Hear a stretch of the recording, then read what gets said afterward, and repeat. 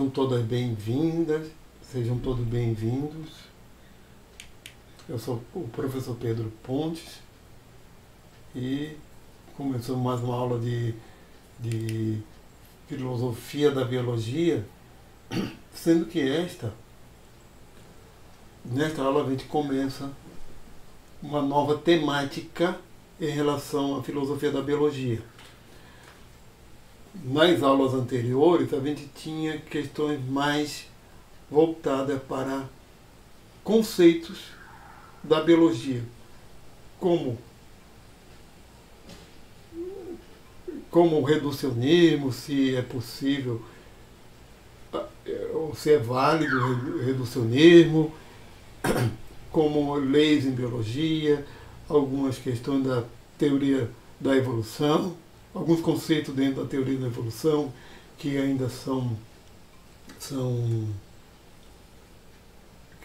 polêmicos ou que não têm consenso, conceito de espécie, por exemplo, certo? Hoje, a partir dessa aula, nossos temas têm a ver com a relação da biologia e a cultura humana, da biologia com explicações relacionadas ao ser humano, sendo específico.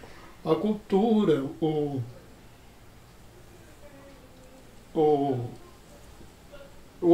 forma, por exemplo, a biologia e até onde se há proposta de explicações que eram do estudo da psicologia, da sociologia, da antropologia, certo?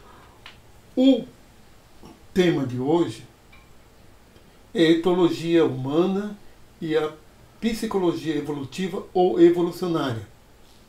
Tem autor, lá mesmo no livro de Paulo Abrantes, que usa o termo psicologia evolucionária para não gerar confusão entre a psicologia evolutiva de Jean Piaget, do jeito que Jean Piaget se refere à psicologia evolutiva, que no caso é uma psicologia do desenvolvimentista, né?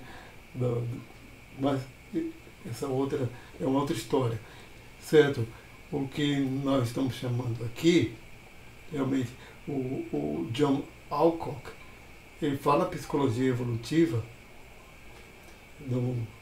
pelo menos na tradução, né? E o que seria ela? E o que seria a etologia humana? Em todos os dois casos, nós temos estudo do comportamento humano do ponto de vista biológico. Uma abordagem mais etológica ou psicológica, mas é considerando que o comportamento humano não é tão diferente do animal, só que somos frutos da evolução. Então, é o estudo do comportamento humano do ponto de vista biológico, levando em conta a evolução, usando hipótese e fazendo verificação de hipóteses evolutivas, né, ou evolucionárias. Muito do que a gente colocou aqui é baseado no capítulo 14 do livro Comportamento Animal, uma abordagem evolutiva de John Alcock e também em referência de Desmond Morris, certo? Então, primeira parte, vamos falar de Desmond Morris, que é um zoólogo britânico. Ele está com 93 anos, etologista, pioneiro na aplicação do estudo etológico no estudo da espécie humana, foi diretor do Zoológico de Londres e apresentador de programa de TV nos anos 1960. Na realidade, ele é um grande divulgador e um escritor também, de muitos e muitos títulos. E uma outra coisa que ele é pintor também, ele é pintor surrealista, e o quadro essas imagens aí de quadros do Desmond Morris, que é um surrealismo bem, digamos assim, biológico, e mais nas outras formas de vida, né? Então, falando de livros dele, que para a gente entender bem, certo?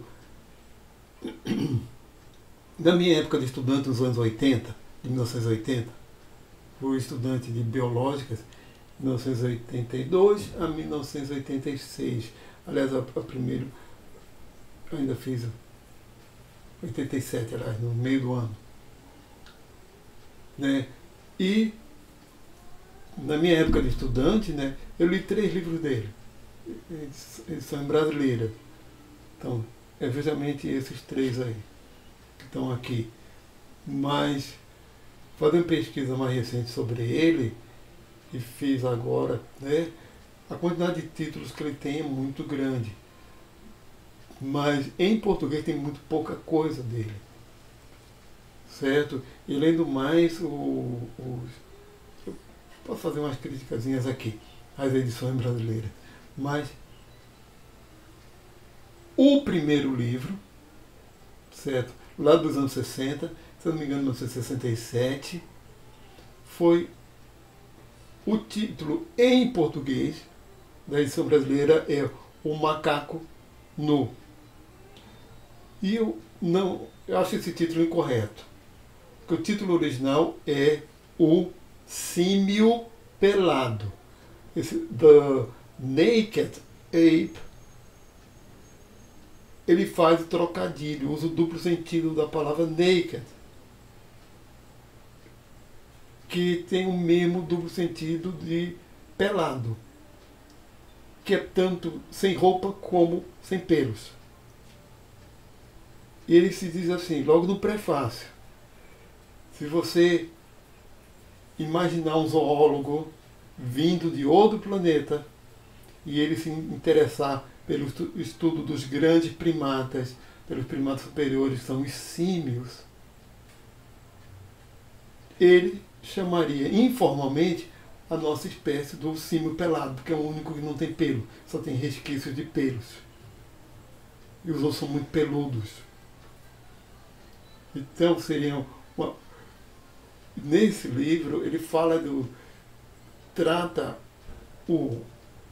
a espécie humana como um símio, mas fala de comportamento reprodutivo, de todo comportamento cultural como algo, como consequência, como por exemplo o uso de maquiagem, etc.,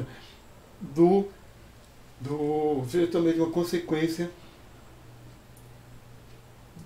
de nosso comportamento animal, nossa forma, tanto comportamento alimentar, comportamento reprodutivo, etc., tudo analisado do ponto de vista de um etologista, certo? No Human Zoo, que colocaram como título em português, ou pelo menos na edição brasileira, né, de A Fauna Humana. A fauna humana, bem, o título original é O Zoológico Humano. Ele foi diretor do Zoológico de Londres. Então, ele compara, é o seguinte, logo no começo desse livro, ele diz que os seres humanos consideram as suas cidades como selvas de concreto. Mas, na natureza, os animais que vivem nessas selvas não têm um comportamento anômalo do ser humano, certo? Mas esses animais, quando estão em zoológico, têm comportamento de encarcerados. Então, ele explica que o comportamento humano, inclusive muita coisa da violência, etc., porque nossas civilizações são civilizações que nos encarceraram e nos domesticaram, certo? Então, justamente, ele faz comparação a zoológico, que nós nos colocamos em zoológicos em grades simbólicas, abstratas, mas estamos todos enjaulados a partir de controle de todo o comportamento natural, certo? E no contrato animal ele fala das nossas relações com os outros animais, né? As relações com os outros animais, e dá muitas implicações do ponto de vista realmente de um biólogo sobre algumas coisas que são consideradas culturais. Um exemplo é uma explicação que ele dá, por exemplo, ao tabu em relação ao porco entre judeus e islâmicos, e árabes depois para o islamismo, que ele começa logo dizendo que povos nômades, como é a origem dos judeus e a origem dos árabes, não criam porcos, porque porcos são animais sedentários. A civilização ali no Oriente Médio que criava porco eram civilizações fixas, mais desenvolvidas, como a egípcia, e que se tornava inimigo frequentemente desses povos nômades, certo? Então, o porco era a comida do inimigo, e se criou um tabu e preconceito em relação ao porco, e depois vira uma restrição de caráter religioso, extrapolada a nível religioso, porque no início tanto o judaísmo como o islamismo eles são religiões muito baseadas em regras, em condutas de comportamento, certo? Esse é um exemplo. Outro é sobre por exemplo, o jumento, etc., que foi muito, mas muito mais útil para a formação das nossas civilizações como animal de carga, de trabalho, do que o cavalo, que é um animal de guerra. Mas o cavalo é que é glorificado por ser um animal de guerra, de conquistas, e não o coitado do jumento, que é um bicho de trabalho. Ou, por exemplo, o tabu, lembrei agora também do tabu da vaca, a vaca sagrada na Índia. É outra questão também, que em povos em que o boi é mais valioso vivo do que morto, eles tendem a preservar o boi, o macho, pela força do trabalho, para trabalho como arado, e a vaca para produzindo leite por anos, né, muito melhor do que abater. Outros, e tem uma série de outros livros, como o People Watch, né, que é observando as pessoas, que é um guia para observar. É exatamente um livro bem etológico, para observar o comportamento das pessoas, interpretar o comportamento, também de linguagem corporal, gestos. Outros, né, intimate, comportamento íntimo, a tribo do futebol, fala de torcidas, um ponto de vista etológico, observando cães, observando gatos, dog watching, cat watching, certo? E tem uma quantidade enorme de títulos. Então, finalizando, o Desmond Morris foi principalmente um grande divulgador, grande popularizador, certo? Mas a abordagem dele nesses livros dele é reducionista, certo? É uma abordagem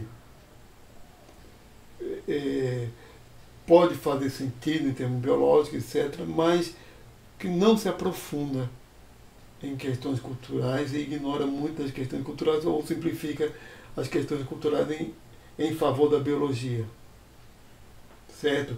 E isso nós vamos ver em termos de críticas posteriores, a gente vai ver isso ainda, tá?